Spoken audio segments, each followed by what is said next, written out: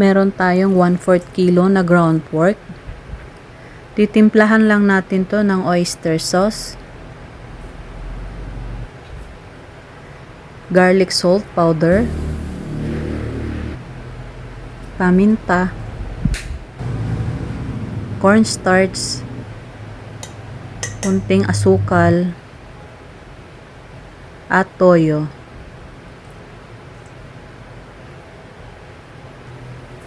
Halo-haloin lang natin siya para mag-combine yung kanyang mga ingredients.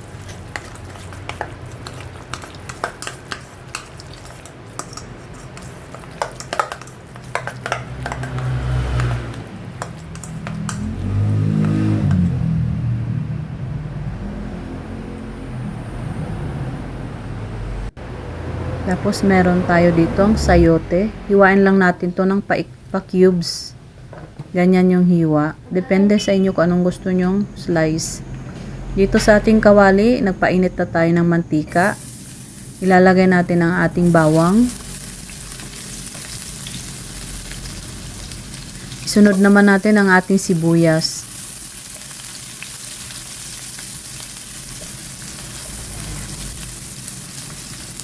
Ayun, pagkaluto ng ating bawang at sibuyas, ilalagay na natin ang ating tinimplang ground pork. Napakadali lang nitong luto na ito. Simpleng ulam, solve na agad ang inyong hapunan o tanghalian. Napakadali lang. Takpan lang natin siya. Madali lang naman tumaluto yung ating ground pork.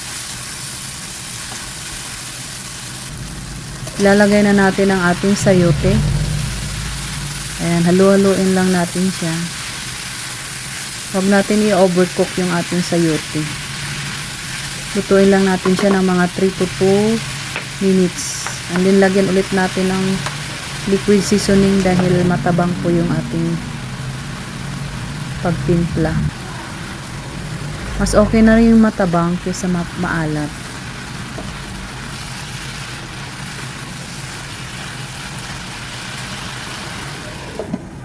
Takpan lang natin siya. Luto na rin yan ang ating sayote. Haluin lang natin ng haluin.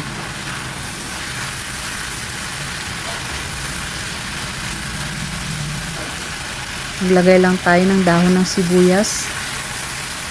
Tapos ready to serve na natin ang ating giniling with sayote.